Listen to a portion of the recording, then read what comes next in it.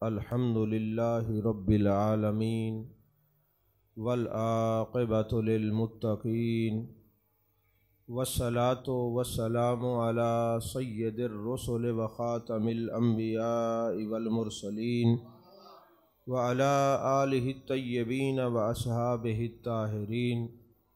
अम्मा बाद फ़ाऊज़ु बिल्लाहि मिनश शैतानिर रजीम। बिस्मिल्लाहिर रहमानिर रहीम। वद्दुहा वल्लैलि इज़ा सजा। सदक़ल्लाहुल अज़ीम व सदक़ रसूलुहुन नबियुल करीमुल अमीनुल मकीनुर रऊफ़ुर रहीम। क़ाल अल्लाहु तबारक व तआला फ़ी शान हबीबिही मुख़बिरन व आमिरा इन्नल्लाह व मलाइकतहु युसल्लूना अलन नबी या अय्युहल्लज़ीना आमनू सल्लु अलैहि व सल्लिमू तस्लीमा। अल्लाहुम्मा सल्लि अला सय्यिदना व मौलाना मुहम्मदिन व अला आलि सय्यिदना व मौलाना मुहम्मदिन व बारिक व सल्लिम व सल्लि अलैहि। अस्सलातु वस्सलामु अलैका या रसूलल्लाह, अस्सलातु वस्सलामु अलैका या हबीबल्लाह, अस्सलातु वस्सलामु अलैका या नबी अल्लाह, अस्सलातु वस्सलामु अलैका या खैर खल्क़िल्लाह। तमाम तारीफ़ें अल्लाह तबारक व तआला के लिए हैं जो खालिक़ कायनात भी है, मालिक शश्तिहात भी, जो अहद भी है, समद भी है, जिसकी शान लम यलिद भी है वलम यूलद भी।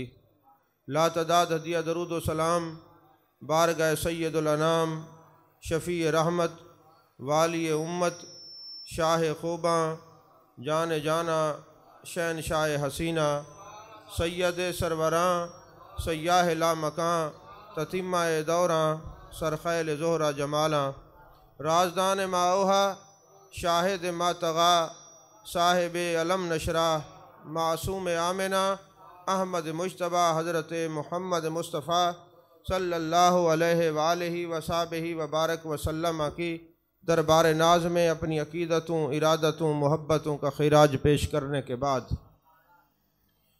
अज़ीज़ान मोहतरम, अल्लाह जल्ल मजदहू की तौफ़ीक़ और अता से हम अपने आका व मौला जान आलम जान कायनात मुस्तफ़ा जान रहमत सल्लल्लाहु अलैहि वसल्लम का ज़िक्र करने के लिए हाज़िर हैं। शब व रोज़ मुख्तलिफ़ मौज़ूआत पर आप हज़रात गुफ्तगू समात फरमाते रहते हैं। आज मेरा दिल कर रहा है कि मैं महबूब की ज़ुल्फ़ पर गुफ्तगू करूँ। याद रखें, जहाँ कहीं महबूब पाक सल्लल्लाहु अलैहि वसल्लम के ज़िक्र की महफ़िल होती है, वहाँ एक रिवाज के तौर पे नहीं जाना चाहिए। इमाम आज़म फरमाते हैं, जहाँ महबूब अलैहिस्सलातु वस्सलाम के ज़िक्र की महफ़िल हो, बंदा बेतवज्जी से बैठे, बेध्यानी से बैठे या आपस में बातें करता रहे, महबूब के ज़िक्र की तरफ तवज्जो ना करे, उस वक्त तो कुछ नहीं होगा जब वो बेख्याली में बैठा है, मरते वक्त उसका ख़ात्मा अच्छा नहीं होगा। हम लोग जो महबूब अलैहिस्सलातु वस्सलाम के ज़िक्र में जाते हैं, अल्लाह और उसके रसूल का ज़िक्र करते हैं, तो मतलब ये होता है कि हम कुछ ले के आएँ, कुछ दे के ना आएँ।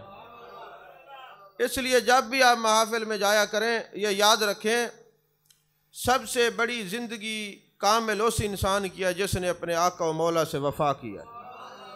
ये वफ़ा नहीं है कि महबूब का ज़िक्र हो और आप मोबाइल लेके बैठे रहें, महबूब का ज़िक्र हो और आप आपस में बातें करते रहें। वैसे भी नबी पाक सल्लल्लाहु अलैहि वसल्लम ने फरमाया, जो मजलिस में बैठे हों और एक दूसरे के कानों में लगें, ये मुनाफिकीन की अलामत होती है, आशिकीन की अलामत नहीं होती। मेरे आका अलैहिस्सलातु वस्सलाम ने इस आदत को सख्त बुरा फरमाया है।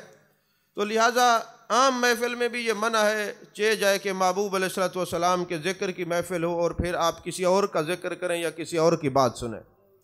अल्लाह ताला आफ़ियत का मामला फ़रमाए।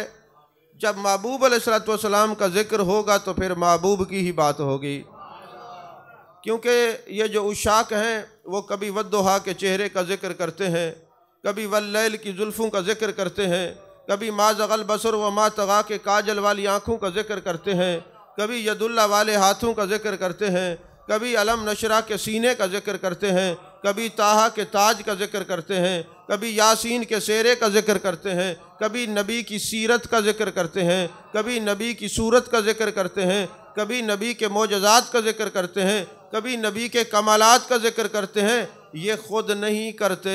अल्लाह फरमाते वारफ़ाना लका ज़िक्रक, महबूब हमने आपकी खातिर आपका जिक्र बुलंद किया है। ये खुद नहीं करते, अल्लाह जिन से इनका जिक्र करवाता है वही करते हैं। तो कितनी खुशकिस्मती की बात है। कोई दुनिया के किसी मजलिस में होगा, कोई दुनिया की किसी बात में होगा, लेकिन आप अपने आका व मौला का जिक्र सुनने के लिए तशरीफ़ फरमा है। और मेरे आका करीम सल्लल्लाहु अलैहि वसल्लम की हदीस पाक है, मुस्नद अबू याला में है कि जब कोई बंदा अच्छी मजलिस में जाता है, अल्लाह के ज़िक्र की महफ़िल में जाता है, अपने महबूब पाक सल्लल्लाहु अलैहि वसल्लम के ज़िक्र की महफ़िल में जाता है, तो वो अच्छी मजलिस 20 लाख बुरी मजालिस का कफ़ारा बन जाती है। और महबूब अलैहिस्सलातु वस्सलाम ने फरमाया, जब कहीं मेरे ज़िक्र की बात हो, मेरा मीलाद हो, मेरी सीरत की सूरत की कोई बात हो, तो जो खुश होता है हम उसको देख के खुश होते हैं। मैं अक्सर कहा करता हूँ कि इमाम शारानी महफ़िल मीलाद में थे, महबूब का जिक्र कर रहे हैं, अचानक अरबी का एक शेर पढ़ते हैं, मुहम्मदुन बाशरुन लैसा कल बशर अल याकूत हाजरुन लैसा कल हजर। माना इसका ये बनता है, मेरे मुस्तफ़ा करीम सल्लल्लाहु अलैहि वसल्लम बशर हैं मगर आम बशर जैसे नहीं। जैसे याकूत पत्थर तो है मगर आम पत्थर जैसा नहीं। अब आपने ये बार बार शेर पढ़ा, मुहम्मदुन बाशरुन लैसा कल बशर, मुहम्मदुन बाशरुन लैसा कल बशर। अब ये आप बयान करके जब चले जाते हैं तो रात को सोते हैं, महबूब अलैहिस्सलातु वस्सलाम का दीदार नसीब होता है। मेरे आका फरमाते, शारानी जब तू महफिल मीलाद में ये शेर पढ़ रहा था, तू शेर पढ़ के खुश हो रहा था, हम सुनने वाले सुन के खुश हो रहे थे, हम अपने रोज़ा में ये सब कुछ देख कर खुश हो रहे थे। तो इससे ये मालूम हुआ कि जब महबूब के ज़िक्र की महफिल सजती है, महबूब देखते हैं, जो जिक्र करता है महबूब सुनते हैं। फरमाया, ऐ शारानी जब तू ये अरबी का, मेरी अज़मत का, मेरी शान का, मेरी नात का शेर पढ़ रहा था, तू पढ़ के खुश हो रहा था, सुनने वाले सुन के खुश हो रहे थे, और हम अपने रोज़े में देख के खुश हो रहे थे। हमने अल्लाह से दुआ की, मेरे मालिक इस पढ़ने वाले को भी बख्श दे, इस सुनने वाले को भी बख्श दे, क़यामत तक जिस मजलिस में ये शेर पढ़ा जाए, पढ़ने वाले को भी बख्श देना, सुनने वाले को भी बख्श देना। इसलिए मैंने कहा ये शेर पढ़े ताकि हमें फ़ायदा हो जाए। मुहम्मदुन बाशरुन लैसा कल बशर अल याकूत हाजरुन लैसा कल हजर। तो पता चला महबूब के ज़िक्र में जाना भी सादत है, फिर खुशी से ज़िक्र सुनना भी सादत है।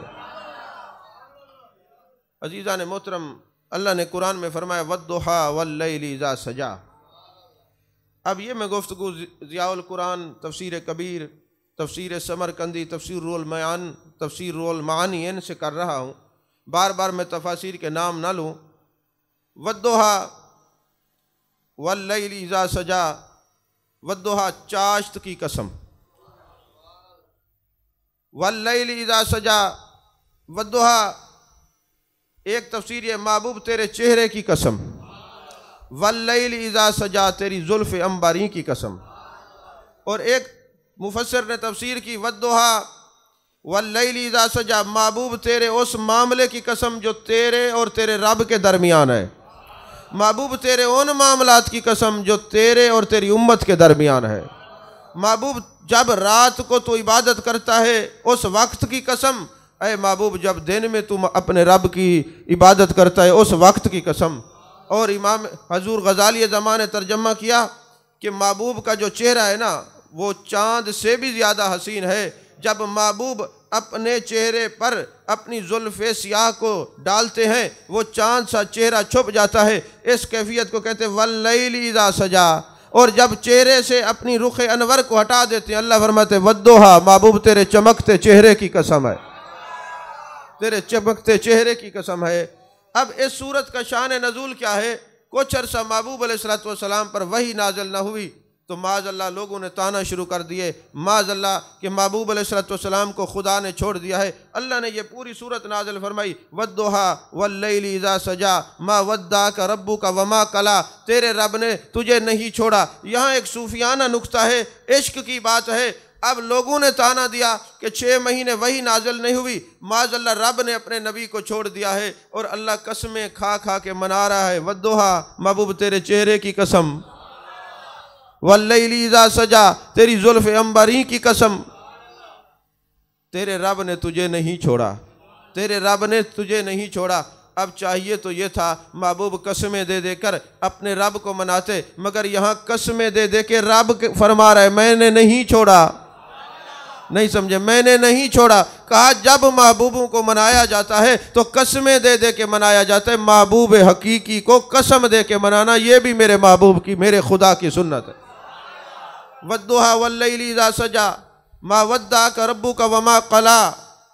महबूब हमने आपको नहीं छोड़ा, महबूब हमने आपको नहीं छोड़ा।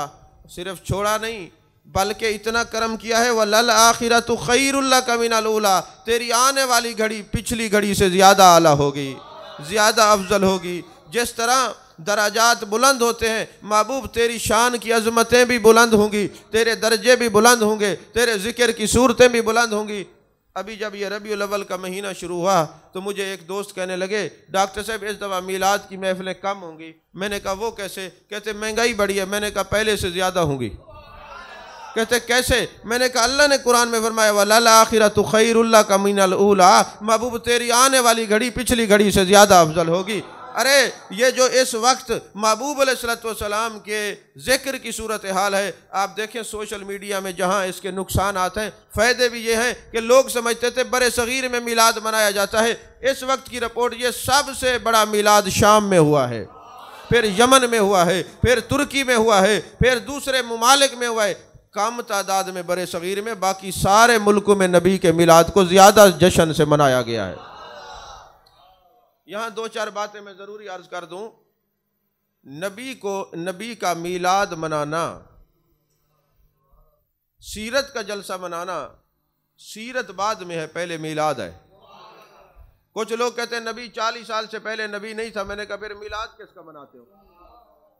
और फिर मीलाद मनाना शिर्क को दूर करता है, क्योंकि मीलाद मना के हम ये बताते हैं कि जिनका हम मीलाद मना रहे वो पैदा हुआ है। खुदा तो पैदा होने से पाक है। खुदा ना किसी का बाप है ना किसी का बेटा, लम यलिद वलम यूलद। हम जिसका मीलाद मनाते वो पैदा हुआ है। हम जिसका मीलाद मनाते वो हज़रत ज़हरा के बाबा हैं। जिनका हम मीलाद मनाते हज़रत आमना के लख्त जिगर हैं। जिनका मीलाद हम मनाते जनाब अब्दुल्ला के साहबजादे हैं। तो हम ये मीलाद मना के बताते हैं कि मीलाद जिसका मनाते हैं वो इंसान है। शिरक तो तब होता कोई नबी का मीलाद मनाता, नबी का खुदा का मीलाद मनाता। नबी का मीलाद मनाना शिरक को ख़त्म करता है। शायद आप इस बात को नहीं समझे या मैं आपको समझा नहीं सका। जिनकी विलादत होती है वो इंसान होते हैं, जिनका मीलाद होता है वो इंसान होते हैं। बहरहाल वद्दुहा वल्लैली इज़ा सजा, महबूब आपके चेहरे की कसम, आपकी जुल्फ़ अंबरी की कसम है जी, चाश्त की कसम, रात की स्याही की कसम, ये सारी कस्में महबूब अलैहिस्सलातु वस्सलाम ने अपने मुँह मुबारक को पकड़ा और फरमाया लोगो जिस तरह कोई मेरी अज़मत लोगों के दिलों में है, इसी तरह अगर कोई मेरे बाल की भी तौहीन करेगा तो दायरा इस्लाम से खारिज हो जाएगा। और फिर मेरे आका अलैहिस्सलातु वस्सलाम ने फरमाया जिसने मेरे मुँह मुबारक की ज़ियारत की उस पर जहन्नम की आग हराम हो जाएगी। जिसने मेरे बाल मुबारक को देखा उस पर जहन्नम की आग हराम हो जाएगी। यारो जो नबी के बाल को देखे वो जन्नती, तो जो सहाबा हज़रत आमना के लाल को देखते रहे हैं। मेरे आका ने फरमाया मन ज़ारा कब्री वाजबत लहू शफाअती, जिसने मेरी कब्र अनवर की ज़ियारत की मेरी शफाअत उस पर वाजिब हो गई। तो जो महबूब की कब्र अनवर को देखे महबूब उसकी शफाअत करेंगे, और जिसकी महबूब शफाअत करेंगे वो जन्नती है। तो जो कब्र को देखे वो जन्नती है, जो रुख मुस्तफ़ा को सहाबा देखते रहते हैं उनके जन्नती होने का आलम क्या होगा। अज़ीज़ान मोहतरम, महबूब अलैहिस्सलातु वस्सलाम के मुँह मुबारक की इज़्ज़त और तकरीम पूछनी है तो मेरे आका के सहाबा से पूछिए। सही बुखारी की हदीस पाक है, उर्वा बिन मसूद सकफ़ी जब आया ना मुशरिकीन की तरफ से नुमाइंदा बनकर, उसने देखा महबूब अलैहिस्सलाम वुज़ू फरमाते हैं तो मुस्तअमल पानी सहाबा अपनी हथेली पे ले लेते हैं, और फिर जब पानी ख़त्म हो जाता है दूसरा सहाबी दूसरे की हथेली पे हाथ मस करके अपने चेहरे पे मल लेता है। सरकार के मुँह मुबारक को ज़मीन पर नहीं जाने देते। जब उर्वा बिन मसूद सक़फ़ी वापस जाता है अपने इलाके में, लोगों को कहता है, लोगों बड़े बड़े कैसर और किसरा की मैंने बादशाह देखी है, वो डंडे के ज़ोर पर लोगों को मनाते हैं। अगर मोहब्बत के ज़ोर पर किसी शख्स की मैंने हुकूमत देखी है तो वो जनाब मुहम्मदुर रसूलुल्लाह है। और फरमाते हैं अब मैं जाके कलमा पढ़ता हूँ। किस लिए? हज़रत उर्वा बिन मसूद सक़फ़ी कहते हैं मैंने इतनी ताज़ीम महबूब की देखी है कि इतनी ताज़ीम कायनात में किसी और की नहीं। मैं हैरान होता हूँ सही बुखारी की यह हदीस पढ़कर कि जो गैर मुस्लिम हैं, जो मुशरिक हैं, वो नबी की ताज़ीम देखकर शिरक का बांडा फूट जाता है, वो मोमिन बन जाते हैं। ये कैसे मुसलमान हैं जो नबी को कलमा भी पढ़ते हैं, नबी की ताज़ीम को शिरक भी कहते हैं। नबी की ताज़ीम को देख के मुशरिक कलमा पढ़ने लगे। इतनी ताज़ीम, इतनी दिलों पर हुकूमत किसी की है तो वो जाने कायनात सल्लल्लाहु अलैहि वसल्लम है। और फिर यहाँ तक बात ख़त्म नहीं होती। हज़रत खालिद बिन वलीद ने 81 जंगें लड़ी हैं और इनको सैफुल्लाह का लक़ब जाने कायनात सल्लल्लाहु अलैहि वसल्लम ने दिया है। हज़रत खालिद बिन वलीद ने अपनी टोपी के अंदर सरकार के मुँह मुबारक को रखा हुआ था, और मैं उसको टोपी नहीं ताज ही कहूँगा जहाँ सरकार के मुँह मुबारक हो। वो ताज बना के सर पे रखा हुआ था। जिस जंग में हज़रत खालिद बिन वलीद जाते उस ताज को सर पे रखते, अल्लाह फ़तह नसीब फरमाता था। एक मरतबा ऐसा हुआ कि हज़रत खालिद बिन वलीद मैदान जंग में गए, वहाँ से फ़तह नसीब ना हुई। हज़रत अबू उबैदा बिन जराह मदीने में सोए हुए थे, जाने कायनात का दीदार होता है। मेरे आका अलैहिस्सलातु वस्सलाम फरमाते हैं, अय अबू उबैदा बिन जराह, तुम यहाँ पर सोए हुए हो और खालिद बिन वलीद को दुश्मनों ने घेर रखा है, चलो जाओ सारे मुसलमान उनकी मदद को पहुँचो। मदीने की गलियों में ऐलान होता है, लोगों अबू उबैदा बिन जराह को जाने कायनात सल्लल्लाहु अलैहि वसल्लम की ज़ियारत नसीब हुई है। यहाँ एक बात याद भी रखें, कुछ लोग कहते हैं जब नबी के ख्वाब की बात आती है, यार इन लोगों को ये तो ख्वाब पे बयान करते हैं। अब ये नबी को ख्वाब में देखना आपके और मेरे तरह ख्वाब में देखने की तरह नहीं है। बुखारी शरीफ की हदीस पाक है, मन रानी फिल मनामी फसा यरानी फिल यकज़ा, जिसने मुझे ख्वाब में देखा अन करीब जागते हुए भी देखेगा। और आप बदरुद्दीन ऐनी को देखें, हम इमाम हजर अस्कलानी को देखें, आप जनाब इमाम ज़ुरकानी को देखें, इमाम कस्तलानी को देखें, सारे लोगों को देखें, उन्होंने क्या लिखा है। उन्होंने कहा आपके ख्वाब में कोई नज़र आए या आप किसी को नज़र आए, ये माज ख्याल भी हो सकता है, वहम भी हो सकता है, वसवसा भी हो सकता है, लेकिन महबूब जिसको ज़ियारत करवाते जान के ज़ियारत करवाते, कसदन दीदार करवाते। ऐसा नहीं है कि महबूब को पता ना हो। और फिर महबूब पाक सल्लल्लाहु अलैहि वसल्लम जिसको जो कुछ इनायत फरमाते हैं, जब आँख खुलती है वो भी मौजूद होता है। अब आप देखें जितनी हदीस पाक है ना, उसमें बैन अन्नौम वल यक़ज़ा, ना कोई सो रहा था ना कोई जाग रहा था, ना सो रहा था ना जाग रहा था। अब ना सो रहा था ना जाग रहा था, इस कैफियत में दीदार क्यों होता है? कोई ये नहीं कहता मैं मुकम्मल सो गया, मुझे नींद आ गई और फिर नबी का दीदार हुआ। जो भी कहते हैं वो कहते हैं ना मैं सोया हुआ था ना जाग रहा था। इस कैफियत में इसको कहते हैं बैन अन्नौम वल यक़ज़ा। अरबी में बैन दरमियान में, नौम सोना, यक़ज़ा माना जागना। कहते न सो रहा था न जाग रहा था। तो कहा मुहद्दिसीन लिखते इसकी वजह क्या है? कहा अगर सो जाओगे वुज़ू टूट जाएगा, नबी का दीदार नहीं होगा, और अगर जागते रहोगे तो मुतहम्मिल नहीं है कि जाने कायनात की ज़ियारत कर सको। फिर बैन अन्नौम वल यक़ज़ा की कैफियत में महबूब का दीदार होता है। बैन अन्नौम वल यक़ज़ा की कैफियत में न सो रहा है न जाग रहा है। तो अब महबूब अलैहिस्सलातु वस्सलाम जिसको दीदार करवाते हैं जान के ज़ियारत करवाते हैं, कसदन दीदार करवाते हैं, और जिसको महबूब पाक का दीदार हो जाए, अल इबरीज़ के अंदर है, उसके 2999 दर्जे विलायत के तय हो जाते हैं। जिसको ख्वाब में दीदार होए, अब्दुल अजीज़ दब्बाग अलैहिर्रहमा कहते हैं 2999 दर्जे उसके विलायत के तय होते हैं। यही वजह है कि जिन्होंने जागते हुए महबूब का दीदार सहाबा ने किया है, कोई वली गौस उनके दर्जों तक नहीं पहुँच सकता जो सहाबी रसूल का दर्जा है। तवज्जो है आपकी? तो अब महबूब जिसको दीदार करवाते कसदन। सुल्तान महमूद गजनवी कहते हैं मुझे चंद ख्यालात आते रहते हैं तारीख़ फ़रिश्ता में ये बात लिखी हुई है, किताब का नाम है तारीख़ फ़रिश्ता। तो एक ख़्याल आता था कि मैं सुल्तान सुबक्तगीन का बेटा हूँ कि नहीं। दूसरा ख़्याल ये आता कि जो ये कहते हैं अल उलमा वरासतुल अंबिया, उलमा जो हैं वो अंबिया के वारिस हैं। और तीसरा ये ख़्याल आता कि क़यामत होगी और महबूब शफ़ाअत करेंगे कि नहीं। कहते ये चार ख़्याल आते रहते थे। अब फ़िक़्ह का मसला, शरीयत का मसला ये है कि जो ख़्याल आपको अंदर रहे, ज़बान पे ना आए, वो वसवसा है, वो शरीयत में माफ़ है। जो ज़बान पे आ जाएगा उसकी पकड़ हो जाएगी। अब वो कहते ये मुझे ये बार बार ये ख़्याल आता कि पता नहीं महबूब अलैहिस्सलातु वस्सलाम को ये क़यामत का दिन होगा, क़यामत होगा कि नहीं, अल उलमा वरासतुल अंबिया दुरुस्त है कि नहीं, और जिसका मैं बेटा हूँ ये मेरा बाप है कि नहीं, ये मैं सोचता था।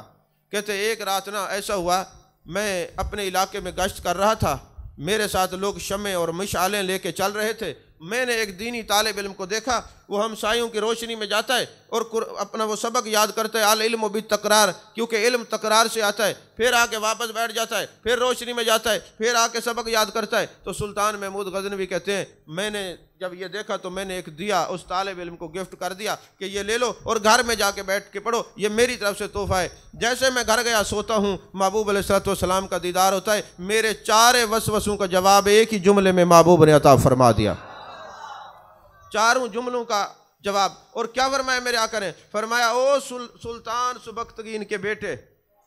पहला ख्याल ये आता था मेरा अब्बा है कि नहीं। फरमाया ओ सुल्तान सुबक्तगीन के बेटे, तुमने मेरे वारिस को तोहफा देकर क़यामत के दिन मेरी शफाअत को अपने लिए वाजिब करवा लिया है। फरमाते मैंने कहा इतना फसीह और बलीग बोलने वाला कायनात में जाने कायनात और कोई हो ही नहीं सकता, आप ही हैं। इसलिए महबूब ने फरमाया आना अफ़सहुल अरब वल अजम, कि इस अरब और अजम में मेरे जैसा फसीह और बलीग कोई हो ही नहीं सकता। तो हज़रत सैफुल्लाह ने, खालिद बिन वलीद ने महबूब अलैहिस्सलातु वस्सलाम का वो मुँह मुबारक सर पे रखा है। अबू उबैदा बिन जराह को ज़ियारत होती है, महबूब फरमाते चलो। अब अबू उबैदा बिन जराह एक लश्कर लेकर जाते हैं पीछे हज़रत खालिद बिन वलीद के। तो क्या देखते हैं, एक बड़ा तेज़ घुड़सवार इनको क्रॉस करके आगे जाता है। तो हज़रत अबू उबैदा बिन जराह ने उनको आवाज़ दी, वो सवार न रुका, इन्होंने भी अपने घोड़ों को तेज़ भगाया। जब उनके करीब गए तो वो बुरका उसने पहना हुआ था, कहा मेरे करीब ना आना, मैं खालिद बिन वलीद की बीवी हूँ, मैं औरत हूँ। कहा मेरी बहन तू क्यों जा रही है मैदान जंग में, अब तो औरतों के लिए जाना मना कर दिया महबूब अलैहिस्सलातु वस्सलाम ने। फरमाया जब ऐलान होता है महबूब अलैहिस्सलातु वस्सलाम को अबू उबैदा बिन जराह की ज़ियारत हुई है, शिकस्त हो रही है, सारे पहुँचो। तो मैंने कहा शिकस्त हो नहीं सकती, क्योंकि मेरे सरताज के सर पे वो ताज रखा है जिसमें मुँह मुबारक है, मेरे महबूब के मुँह मुबारक हूँ, फिर फतह ना हो, ये कैसे हो सकता है। मैंने फिर देखा, नज़र दौड़ाई तो वो ताज मुबारक घर में रखा हुआ था, वो पहुँचाने के लिए मैदान जंग में जा रही है। तो अब उस बीबी ने वो ताज खुद क्यों पहुँचाया? कहा इसमें मेरे सर ताज के, इस ताज में महबूब के मुँह मुबारक हैं, ऐसा ना हो ये तबर्रुक किसी और के पास चला जाए, ये हमारे घर में रहे, मैं तकलीफ़ तो कर लूँगी लेकिन खुद जाके पहुँचाऊँगी। तो यारो जिन सहाबा को मेरे मुस्तफ़ा के बाल से इतना प्यार है, उन सहाबा को हज़रत आमना के लाल से कितना प्यार होगा। तवज्जो है आपकी अज़ीज़ान ने मोहतरम। फिर वो जब मुँह मुबारक का वो ताज हज़रत खालिद बिन वलीद को जाके पहुँचाया, हज़रत खालिद बिन वलीद ने सर पे रखा। फिर चश्मे फलक ने देखा, वो लैलो नहार की गर्दशें छट गईं। हज़रत खालिद बिन वलीद को अल्लाह ताला ने फ़तह अता फरमाई। और फिर एक मरतबा ऐसा हुआ जंग के अंदर वो ताज आपके सर से गिर गया, आप तलवारों के साए में हैं, हर तरफ दुश्मने हैं, नंगी तलवारें हैं, ज़हर आलूद तलवारें लेके खड़े हैं, और ये खालिद बिन वलीद झुके हुए हैं उस ताज को, उस टोपी मुबारक को उठाने के लिए। वो उठा के सर पे रखते हैं। फिर लड़ाई शुरू होती है। जब फतह मिल जाती है, सहाबा अर्ज़ करते हैं अय खालिद बिन वलीद क्या हुआ था, आप टोपी ही थी इसको रहने देते, आपने अपनी जान को नहीं देखा, अगर आप शहीद हो जाते तो मुसलमानों का बहुत बड़ा नुकसान होता। कहा मेरी जान चली जाए मगर नबी के मुँह मुबारक की हिफाजत के लिए झुका हूँ। अरे मुझे इस नबी के बाल से इतना प्यार है, कुछ भी हो जाए हम नबी के बाल से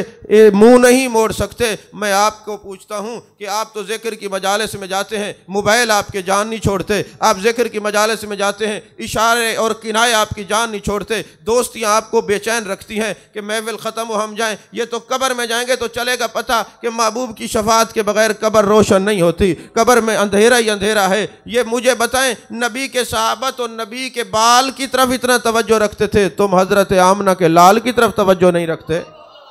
मरना नहीं है, कब्र में जाना नहीं है। कब्र में जाएंगे रिश्तेदार अजीज अकरबा सब छोड़ जाएंगे। मा कुंत तकूलु फी हाज़र रजुल, फरिश्ते पूछेंगे इस नबी के बारे में क्या कहता था, तेरा नबी का जिक्र सुन के रवैया कैसा था, बता। उस वक्त छुटकारा सिर्फ होगा तो मेरे मुस्तफ़ा की शफाअत से होगा, इसके अलावा और कोई दूसरी सूरत नहीं है।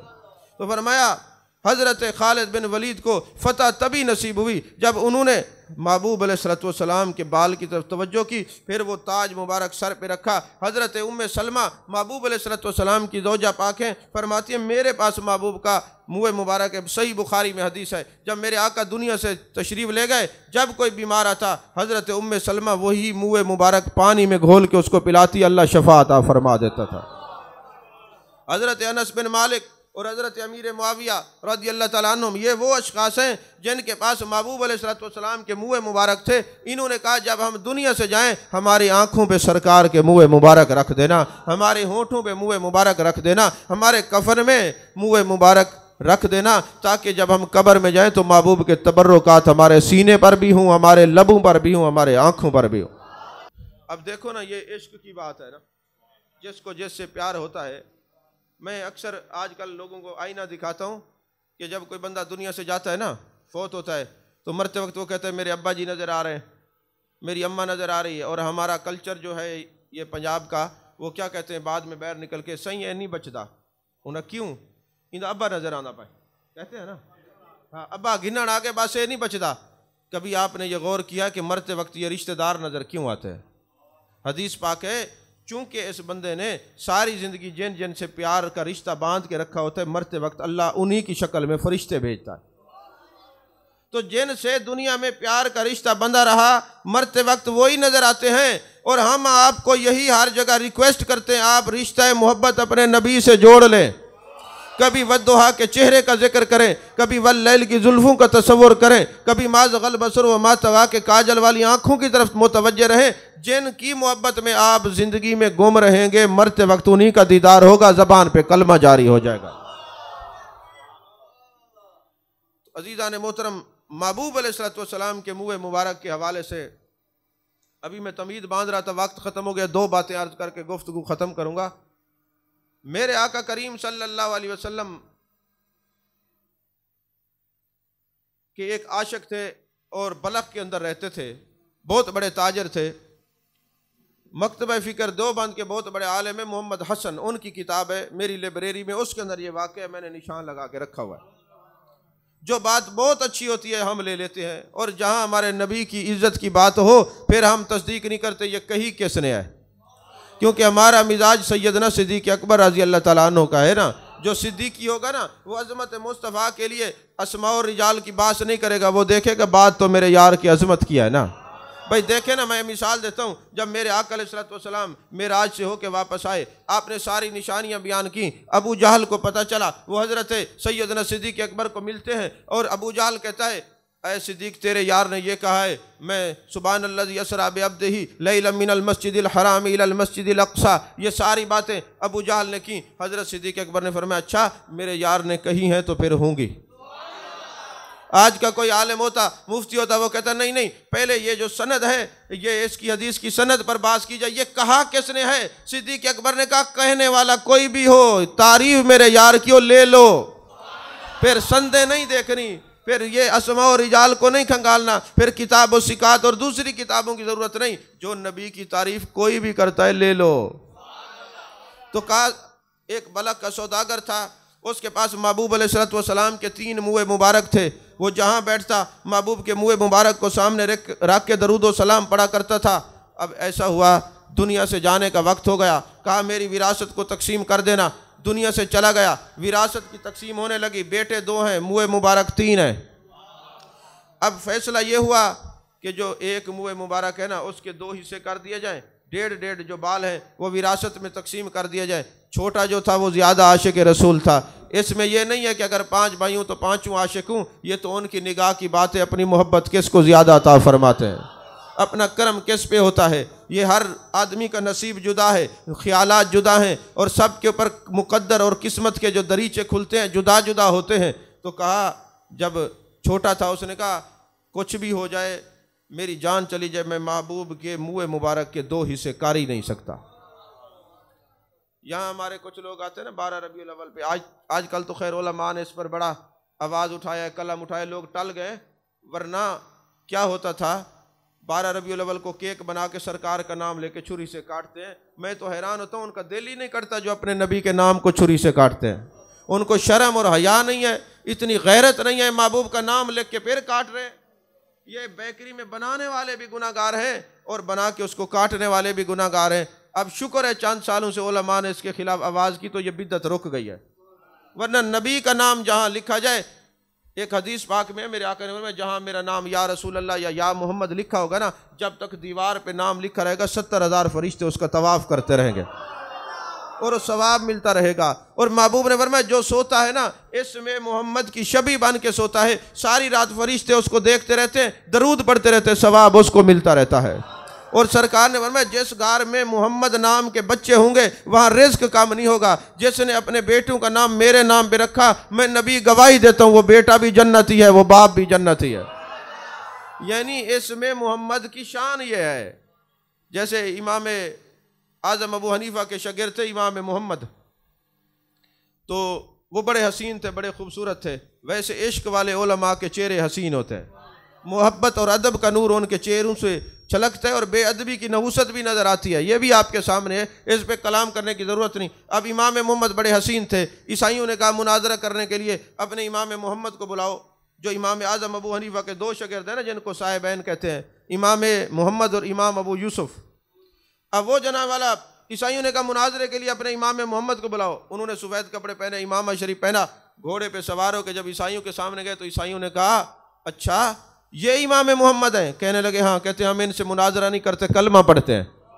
उन्होंने कहा क्यों? कहते हैं जिनके छोटे मोहम्मद इतने हसीन हैं, इस उम्मत के बड़े मोहम्मद कितने हसीन होंगे।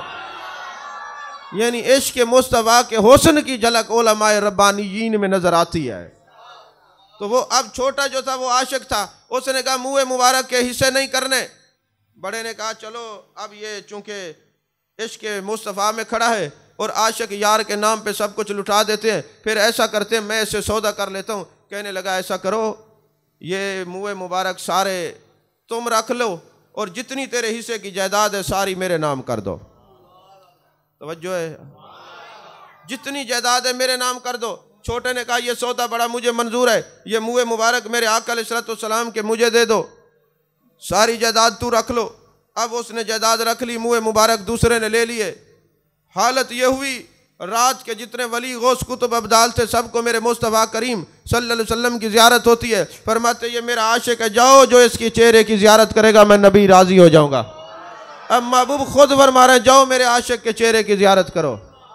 आशिकों के चेहरे की ज़ियारत पर मैं एक आपको बात करूँ, जितनी हदीस की किताबें हैं ना जहाँ हज़रत अवैस करनी का आप जिक्र सुनते हैं, अब देखिए हज़रत अवैस करनी ताबी हैं, हज़रत फ़ारूक आज़म मुराद रसूल सल्लल्लाहु अलैहि वसल्लम है और हज़रत मौला अली बाबुल इल्म है। खुलफ़ाए राशिदीन में से इनकी जो शान और अज़मत हैं वो किसी से ढकी छुपी नहीं है, किसी से ढकी छुपी हुई ये शान नहीं है। लेकिन मेरे आका अलैहिस्सलातु वस्सलाम ने हज़रत उमर से और हज़रत अली से क्या फरमाया कि अवैस करनी के पास जाना, मेरा जुब्बा उनको देना और उनसे कहना मेरी उम्मत की बख्शिश की दुआ कराए। तवज्जो है आपकी। अब महबूब भेज रहे हैं, जाने वाले हज़रत उमर हैं, हज़रत मौला अली हैं और महबूब फरमाते हैं जाके अवैस करनी से। अब महबूब इमामुल अंबिया हैं, हज़रत उमर खलीफा राशिद हैं, हज़रत मौला अली खलीफा राशिद हैं। अब महबूब भेज रहे जाना उसके पास और मेरी उम्मत की बख्शिश की दुआ कराना। कभी आपने सोचा है महबूब खुद दुआ फरमाए?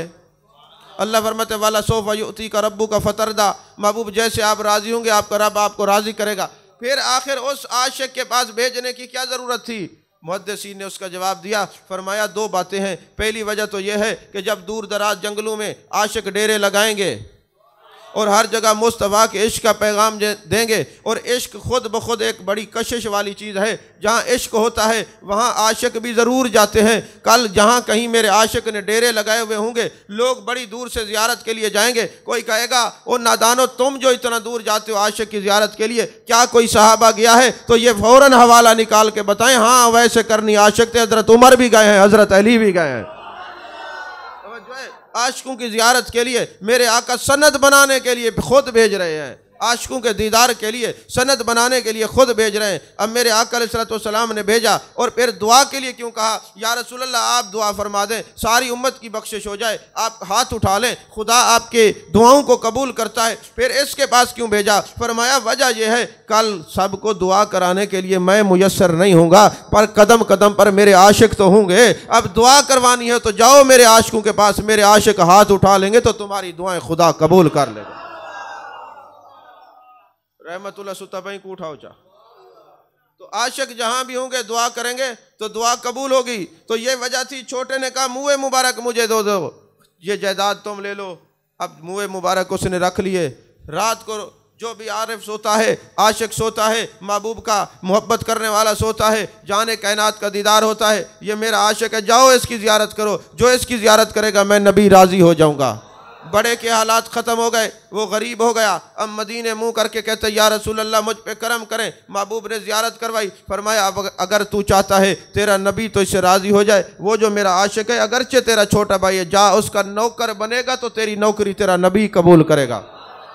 क्योंकि जो अल्लाह के नबी के आशिकों के नौकर बन जाते हैं हम उसको कबूल कर लेते। अब फिर क्या हुआ, वो आशिक जाता है और वो भाई बड़ा जाता है, कहते हैं मुझे नौकरी में कबूल कर, मैं खुद नहीं आया, जाने कायनात ने भेजा है, मुस्तफ़ा जाने रहमत सल्लल्लाहु अलैहि वसल्लम ने भेजा है। अब वो जाता है, खिदमत करता है।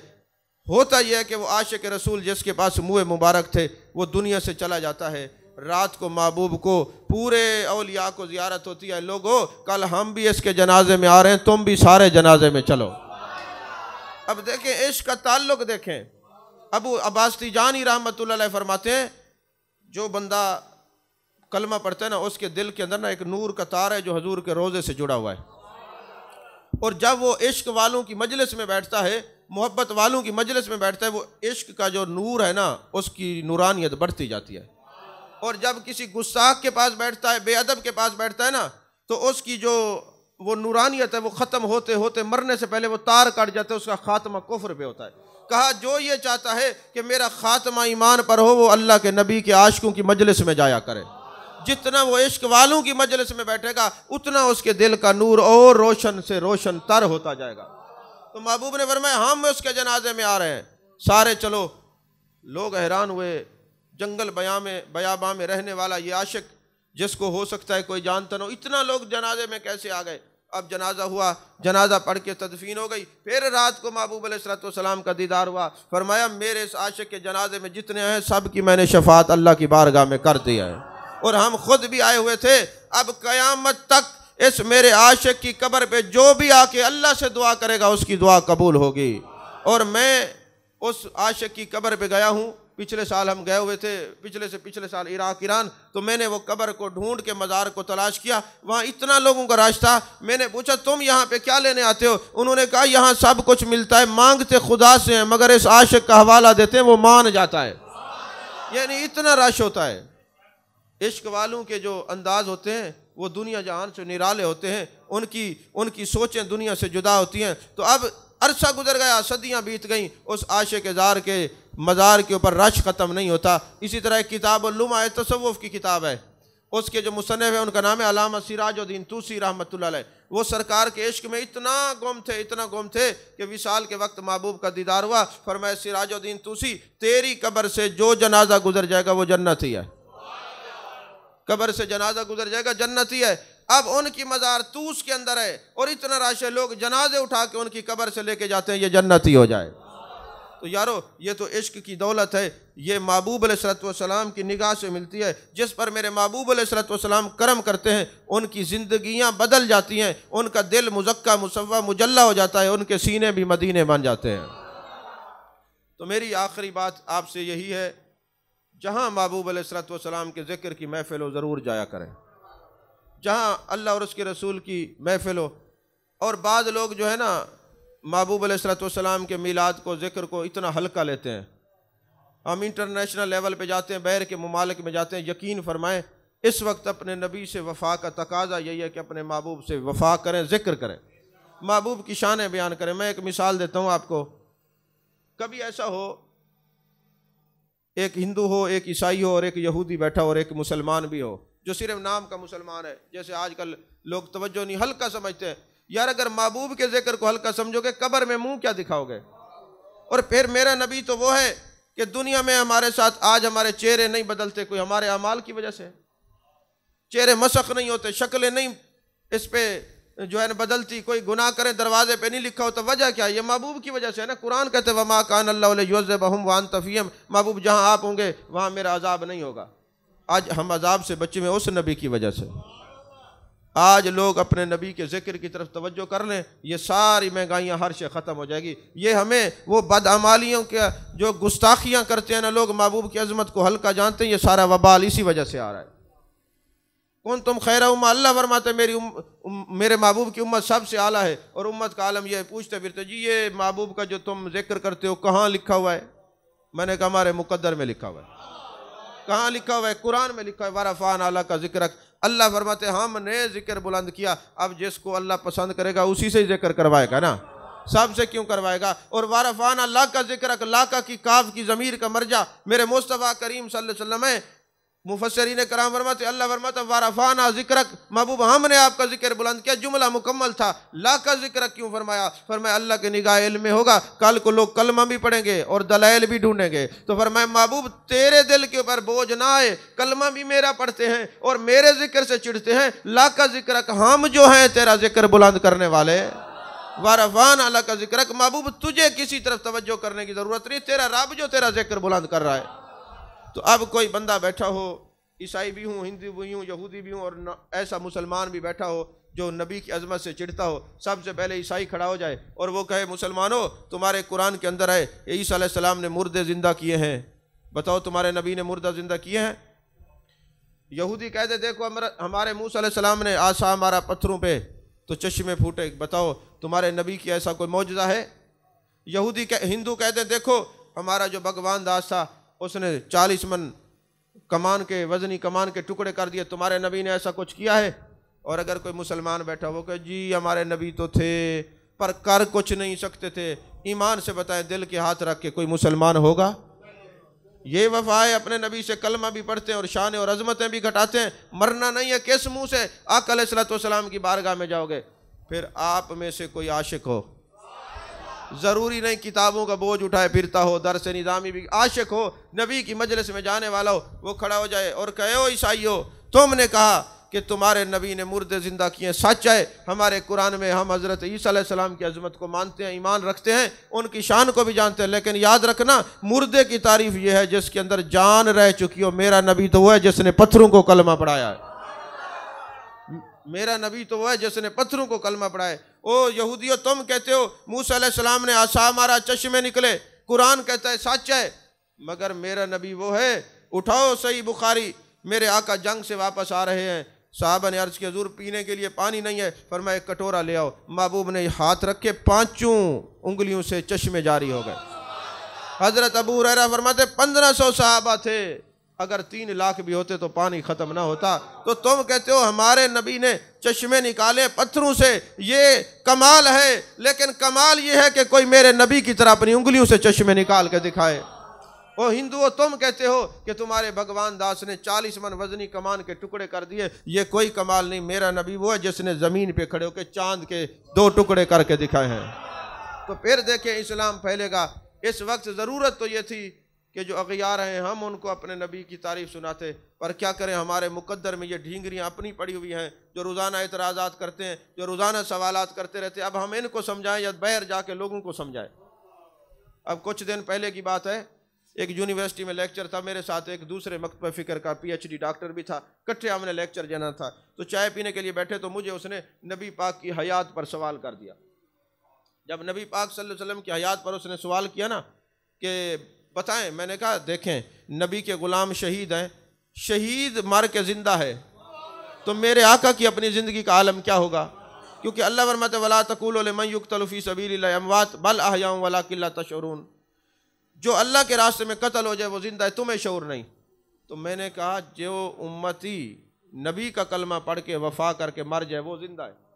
अल्लाह फरमाते वलाकिन ला तशऊरून, तुम बेशऊर हो, वो ज़िंदा है। तो जब वो नबी का ग़ुलाम जिसकी मौत सिर्फ अल्लाह के लिए, वो तो ज़िंदा है।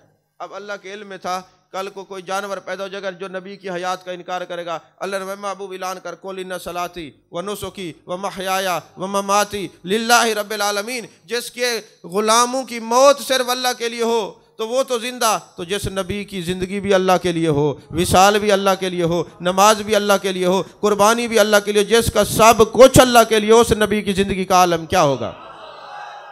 बहरहाल हमने उसको दलाइल दिए। हुआ ये इत्तेफाक कि जब हम गए लेक्चर देने के लिए, उसने पहले लेक्चर दिया, इसके बाद मेरा लेक्चर था, तो एक स्टूडेंट खड़ा हो गया PhD के था, मुझे कहते डॉक्टर साहब ये बताएं, मैं ईसाई हूँ, ईसा अलैहिस्सलाम जिंदा है? मैंने कहा जी जिंदा है। कहते अल्लाह ने अर्श पे उठा लिया आपके कुरान में? मैं कि बिल्कुल ऐसे है। कहते फिर आपके नबी तो फौत हो गए, फिर आप जिंदा नबी को क्यों नहीं मानते? जब उसने ये सवाल किया, वो बैठा था ढींगरी, मैंने कहा उठा, अब इसको जवाब दे। अब हम तुम्हें समझाएं या इनको समझाएं?